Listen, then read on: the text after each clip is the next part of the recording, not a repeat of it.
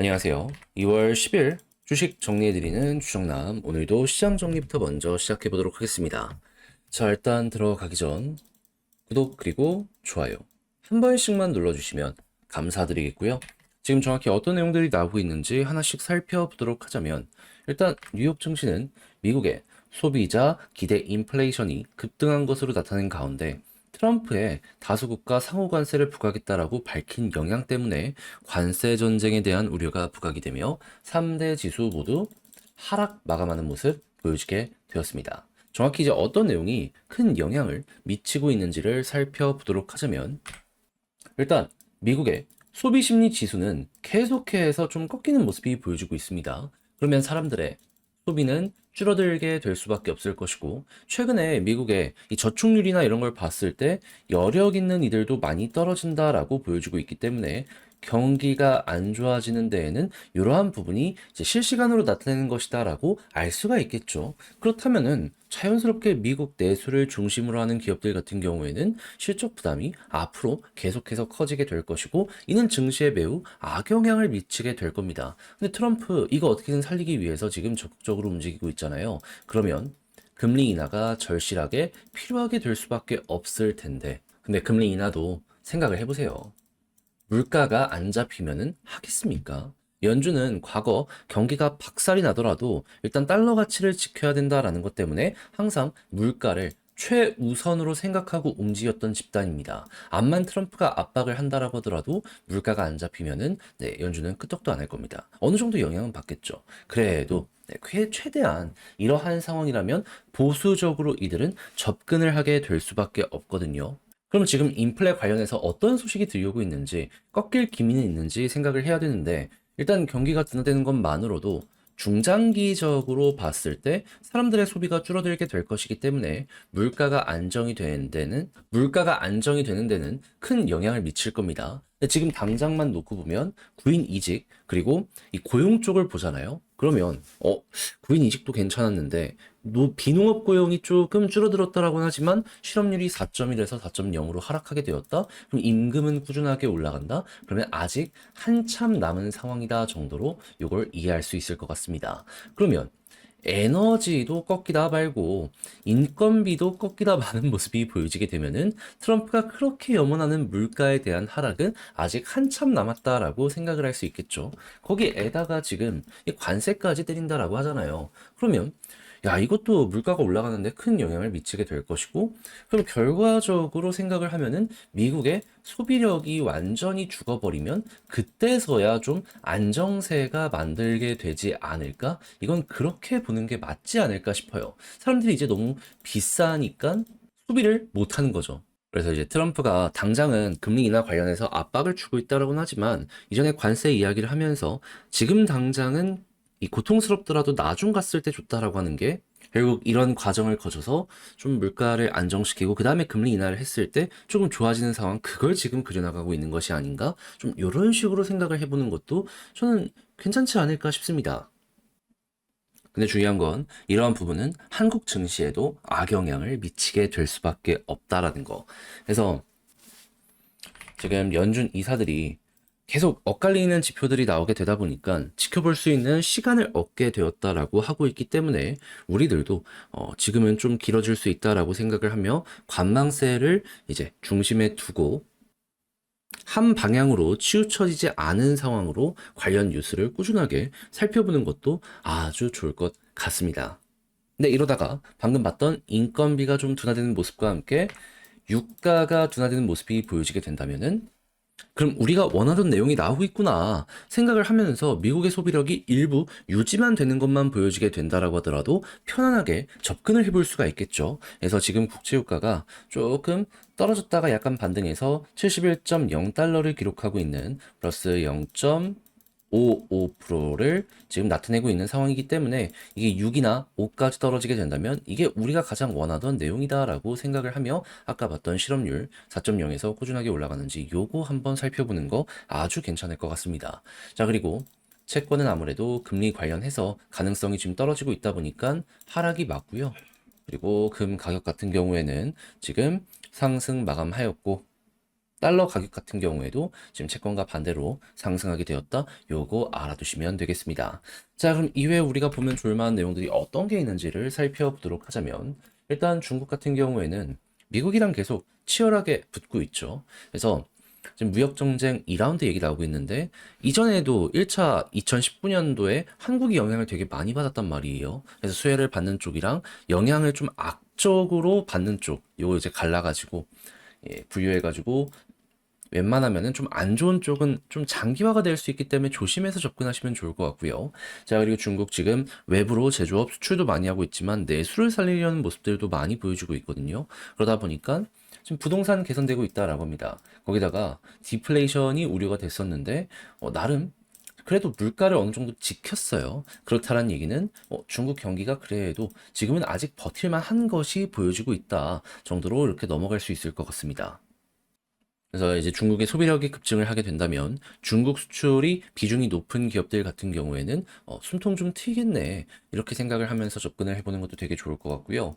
자, 그리고 가스 관련해가지고는 지금 러시아 우크라이나 때문에 유럽으로 가는 러시아산 가스가 굉장히 많이 줄어 있는 상황이잖아요. 근데 그게 유럽에 굉장히 큰 부담이 되고 있는 상황이기 때문에 독일에서 대놓고 러시아 가스관 재가동 요구를 했다라고 합니다. 그러면 이게 잘 안 되는 모습까지 보여지게 된다면은 자연스럽게 유럽의 경쟁력은 낮아지게 될 수밖에 없기 때문에 한국에서 특히나 유럽이랑 많이 경쟁을 하는 기업들이 있다면 이게 어떻게 보면 기회가 될 수도 있다라고 생각을 하면서 보는 것도 되게 좋을 것 같고, 당연히 저렴한 전기세를 요구한 이들이 많아지게 될 것이기 때문에 유럽의 대형 원전에도 속도가 붙을 수 있다라고 생각을 하며 이러한 부분 바라보는 거 좋을 것 같습니다. 자, 그리고 AI 관련으로 지금 꾸준하게 경쟁이 격화되는 모습이 보여지고 있는데 자연스럽게 투자도 이어지게 되겠죠. 하다 보니까 이게 실생활에 굉장히 빠르게 파고들다 보니까 AI 열풍은 과거에 이 IT 버블처럼 진행이 되는 게 아니라 그냥 대형 회사들 위주로 해가지고 굳건하게 좀 프레임들이 만들어지게 될 것이다라는 평가, 이런 거 만들어지고 있는 거 확인할 수 있습니다. 그러면 이제 이런 쪽 같은 경우에도 AI는 장기적으로 좋을 수밖에 없다라는 거 감안해 하시면서 보시면 좋을 것 같고요. 자, 그리고 전기차 캐즘의 동박 업체들 AI 가속기 반도체로 돌파구를 모색하고 있다라고 하는데, 최근에 전기차 관련해서 어느 정도 그래도 바닥은 왔다라는 평가들이 나오면서 이 소재 관련 회사들의 리포트가 나름 괜찮게 나온 것들이 있었거든요. 대표적으로 에코프로비엠. 그러면은 동박은 반도체에다가 그러한 전기차까지 그래도 어느 정도 머리가 들리는 모습이 보여지게 된다면 생각 이상으로 좋은 평가가 나올 수도 있게 될 것이기에 이 역시 나쁘지 않네 정도로 짚고 넘어가는 거 괜찮을 것 같습니다. 그리고 로봇이 좋게 되다 보니까는 다시, 자, 그리고 AI가 잘 되다 보니까 로봇 같은 경우에도 발전을 하게 될 수밖에 없습니다. 특히나 스마트 팩토리 쪽으로 해가지고 굉장히 많이 연결이 되는 상황인데 지금 이쪽 발전, 투자, 그게 굉장히 늘어나고 있거든요. 제조업 경쟁력을 위해서라도 이건 계속 가야 되는 것이다 보니까. 그리고 실제로 이쪽은 관련 기대감 때문에 가격이 꾸준하게 올라가는 주가가 보여지고 있기 때문에 스마트 팩토리까지도 하나 더 더해가지고 이제 어떻게 이게 진행이 될지 한번 바라보시면 될 것 같습니다. 자, 그리고 당연히 이렇게 전력 소비가 증가할 수 있는 내용들이 많이 보여지게 되다 보니까는 친환경 에너지에 대한 니즈도 커지고 있습니다. 수소 같은 경우에는 에너지 저장의 하나의 수단으로서 지금 굉장히 각광을 받는 상황이잖아요. 그럼 원전이나 이런 게 투자가 많이 진행이 된다면 수소로의 보관에 대한 양 역시 증가를 하게 될 수밖에 없거든요. 그런데 싼 가격에 이를 생산할 수 있는 내용들이 꾸준하게 나오고 있다. 이는 수소 산업의 꾸준한 발전을 의미하는 것이기 때문에 관련 주식들 중에서 이러한 쪽으로 연결되는 게 있다면 한번 보시는 거 괜찮을 것 같습니다. 자, 그리고 전고체 라인 지금 3월에 본격 가동한다라고 이야기가 들려오고 있거든요. 물론 정식 출시까지 시간은 많이 걸릴 수밖에 없을 겁니다. 하지만 그럼에도 이는 상당히 좋은 소식이라고 생각을 할 수 있기 때문에 전고체 관련주 꾸준하게 살펴보시면 좋고요. 그리고 현대차 지금 렌터카 직접 뛰어들겠다라는 이야기까지 들려오고 있는 상황이기에 지금 중국 쪽으로 한국의 대형 렌터카 회사들이 다 넘어갔잖아요. 그러면 야, 이거 반발로 현대가 또 하나의 캐시카우를 확보할 수도 있겠다. 이거 이제 기대 한번 하면서 바라보는 거 좋을 것 같습니다. 솔직히 현대가 직접 만들어서 렌터카 사업을 하는 게 수익성이 훨씬 좋을 수밖에 없지 않겠습니까? 2등, 3등 중국 업체가 따라오기 힘든 그게 분명 나오게 될 것이라 요렇게 이거는 한번 예상을 해볼 수 있는 거죠. 그래서 렌터카 회사들의 주가를 가지고 있다면 네, 이거는 조금 조심을 하시는 게 어떨까 싶네요. 자, 그리고 미국 제재 피하자라는 생각들 때문에 한국으로 몰려드는 중국 기업이 많이 늘어나고 있다고 하거든요. 그러면은 당연히 공장이나 이런 것도 세팅을 해야 되기 때문에 여기에 들어가는 소재, 부품, 장비 관련 회사들 수요가 한번 늘어날 수 있겠죠. 요거 호재라고 보시고, 그리고 현대 로템 지금 방산 쪽에 대한 이러한 내용들 때문에 성장이 보여지고 있기 때문에 이 종목 말고도 관련 섹터에 있는 다른 종목이 있다면은 이거 한번 주의 깊게 보시면 되고요. 자, 그리고 대한항공 지금 실적이 어마어마하게 높아지고 있다라고 합니다. 이유는 여유비가 감소되고 있기 때문이라고 하는데 향후에 아시아나까지 합병해서 규모의 경제를 만드는 것과 더불어서 지금 트럼프가 유가를 꾸준하게 떨구려는 모습이 보여지고 있잖아요. 이거 역시 호재로 작용하게 된다면 또 한 번의 대한항공 스텝업이 진행이 될 수 있기 때문에 기대 한번 하시면서 보시는 것도 아주 좋을 것 같습니다. 마지막으로 식품업체들 지금 계속해서 판매 가격을 올리고 있는데 서민 입장에선 안 좋지만 이럴 때 한 번씩 가격을 올려놓으면 식품업체들 향후 좀 원가 같은 것들이 안정이 되었을 때 실적이 훅 하고 올라갈 수 있거든요. 이런 거 원한다라고 하시는 분들 같은 경우에는 식품, 외식 이런 쪽 또 한번 이 관련 내용을 생각을 하면서 바라보는 것도 좋을 것 같습니다.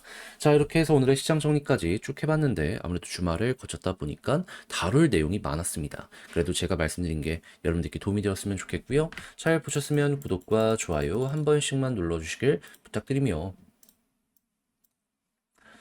자, 그러면 저는 본 내용 들어가도록 하겠습니다. 아, 그리고 그 전에 이 화면 아래 보이는 텔레그램 공부방을 보면은 제가 이렇게 볼만한 내용들 공부할 수 있는 것들 올려드리고 있거든요. 그래서 마음에 들면 따봉 한번, 하트 한 번씩만 눌러주시면 감사하겠습니다.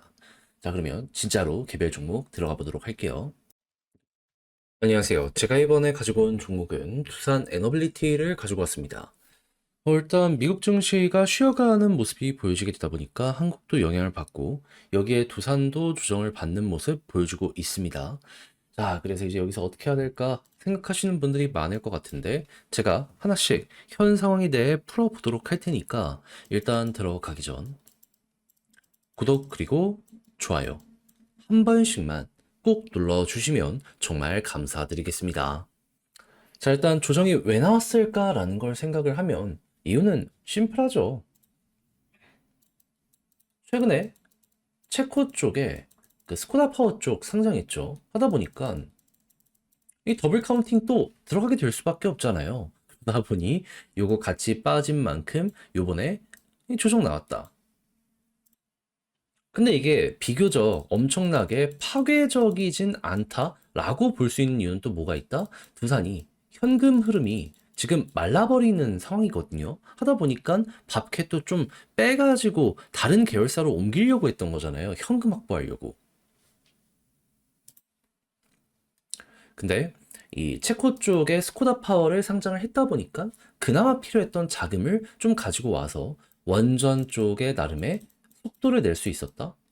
요게 지금 떠오르다 보니까 좀 하락이 제한적인 게 아닌가. 일단 여기에 대해서는 이렇게 볼 수 있을 것 같습니다. 그러면 요 부분에 대한 부분이 시간이 지나가고 좀 완화되고 해결까지 되는 모습이 보여지게 된다면 원래 주목을 받았던 쪽으로 다시 한번 사람들의 시선이 집중될 가능성이 높겠죠. 그랬을 때 우리가 봐야 되는 건 뭐다?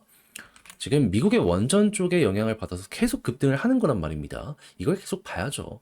했을 때 지금 트럼프 계속 움직이는 상황. 여기서 미국 에너지부 어떤 얘기 들려오고 있다? 넷 제로 폐기 선언. 해서 원전 LNG 산업 강화한다라고 대놓고 발표를 하였습니다. 그럼 이제 여기에 어떤 수혜를 받나라는 걸 생각을 해야 되는데 일단 이 원전 같은 경우에는 대형 원전 물론이거니와 미국은 SMR 쪽으로 해서 보다 더 많은 요 설치를 하려는 모습이 보여지고 있죠. 근데 설계 쪽은 미국이 앞서 있는데 중요한 건 제작 쪽. 미국에서 제작 능력이 많이 떨어져 있는 상황입니다. 그럼 이걸 해외에 맡겨야 되잖아요. 그랬을 때 우리나라의 특히나 두산은 과거부터 하청을 많이 받아오기도 해왔었고 최근에도 아예 이걸 만들어주기 위해 전문 공장에 1조 이상을 투자하면서 그냥 전문성까지 확보하게 되었다는 거 이걸 보여주게 되었습니다. 그러면 일단 이쪽 수혜 받겠네. 첫 번째로 생각을 할 수 있겠죠. 그리고 이제 LNG 쪽을 봐야 되는데 이거는 가스터빈이잖아요. 근데 가스터빈을 만들 수 있는 기업은 전 세계에서 다섯 군데밖에 없었는데 두산이 포함해서 이제 여섯 군데가 되었다. 근데 두산은 가장 최근에 상용화를 완료해가지고 레퍼런스를 23년, 24년 한국 기업이 매수를 해줘가지고 그나마 쌓이게 되었거든요. 그래서 전 세계적으로 발을 넓히기 위해서 지금 뭐 이것도 팀 코리아 짜가지고 간다라고 하니까 미국 쪽은 GM이나 이런 데가 있어가지고 솔직하게 파고들긴 힘들거든요. 그러면 미국 이외 지역에서 나름의 가성비로 이것도 진출을 하게 된다면 좋은 성과를 낼 수도 있다 보니까 이 부분은 기대를 하면서 한번 보는 것도 되게 좋을 것 같습니다. 근데 기억을 해야 되는 건 뭐다? 가스터빈 판매를 한다라고 하더라도 당장에 엄청난 영업이익을 많이 내는 거 이건 힘들 수도 있다. 이는 기억을 해두시면 좋겠습니다. 왜 그러냐면 가스터빈 자체가 계속 점유율을 확보하려는 기업들의 움직임이 되게 큰 곳이거든요. 그래가지고 초기 판매는 상대적으로 저렴하게 내놓고요. 그 다음에 유지 보수 쪽으로 해가지고 마진을 많이 남깁니다. 뭐 아무래도 터빈 쪽이 뭐 1, 2년 쓰고 끝이 아니라 수십 년을 쓰는 제품이다 보니까는 이게 훨씬 돈이 될 수 있기 때문에 그러는 것 아닌가라고 생각을 할 수가 있는데, 근데 우리나라가 이제 진입을 한다라고 하면 이미 초기 판매도 많이 싸진 상황으로 유통이 되고 있기 때문에 보수 관련으로도 나름 메리트를 줘야 되지 않겠습니까? 그럼 점유율을 어느 정도 확보하기 전까지는, 시장의 가능성을 보여주기 전까지는 일단 이건 기대감은 높인다라고 하더라도 당장의 원전만큼의 엄청난 파워풀한 수주 잔고 이 성과를 쌓을 수 있다? 요건 약간 의구심? 애매함? 그래서 이게 좋다는 건 알아도 요거 하나 때문에 수십 프로, 수백 프로 급등이 당장 이뤄지기 힘들다? 이는 기억을 좀 해두시면 좋다라는 거죠. 그래도 뭐 없는 것보단 있는 게 좋으니까. 그리고 여기서 발전해서 지금 조금 더 수소토빈 쪽으로도 이제 커지려는 모습이 보여지고 있으니까 기술 개발이 어떻게 되는지도 한번 보시면 좋겠습니다. 그리고 다시 원전 쪽으로 돌아와가지고 미국 쪽은 너무 좋은데 그럼 미국 이외 지역은 어떤지도 한번 살펴보면 좋잖아요. 그랬을 때 유럽에서 대형 원전 플러스 중소형 원전 연구 개발하는 모습들은 많이 보여주고 있거든요. 근데 그쪽도 어딘가에선 제작을 해야 되잖아요. 그럼 이제 프랑스를 봐야 하나 싶은데 프랑스 악명이 너무 높습니다. 얘네가 제작 그 시간을 잘 안 맞춥니다. 그래서 이것도 잘하면 우리나라가 가지고 올 가능성이 있고, 그리고 이렇게 설계 쪽으로 해서 앞서가 있는 미국 같은 경우에는 대놓고 인도나 이런 지역을 파고 들려는 모습이 보여지고 있는 거 확인을 시켜주고 있습니다. 그럼 미국 쪽에서 만든 SMR이 인도부터 시작해서 다양한 지역에 깔리기 시작을 하게 된다면은 이 역시 우리가 미래 많은 매출을 내는 데 있어서 굉장히 좋은 소식이다라고 생각을 하며 편안하게 봐도 괜찮을 것 같습니다. SMR은 대형 원전보다 수명이 굉장히 짧아요. 그렇다는 얘기는 한 번씩 갈아줘야 될 필요가 있다는 거거든요. 이것 자체가 결국에는 점유율만큼 미래 가치가 상승하는 내용이다. 이건 이 정도로 해석을 해보면 되게 좋을 것 같습니다. 근데 지금 조정이 나오고 있는데 그럼 여기에 대해서 지금 기관들, 큰 손들은 어떻게 생각을 하고 있는지를 좀 살펴보도록 하면은 수급은 나쁘지 않습니다. 그렇다는 얘기는 이 자리에서 누군가는 그럼 오늘 장 끝나고 매도세가 계속 커지는지 요거 한번 보시고, 매도세가 감소가 되고 그리고 빠른 시간 내에 여기서 매수세가 이어지게 된다면 그럼 여기를 바닥으로 또 한번 올라갈 가능성 생기게 된다라고 하며 외국인 기관 위주로 바라보시면 좋을 것 같습니다. 결국에 개인이 많이 털려야지 올라갈 가능성이 높은 거거든요. 이를 중점적으로 여기에 대해서 얼추 예상을 해보시면 좋을 것 같아요.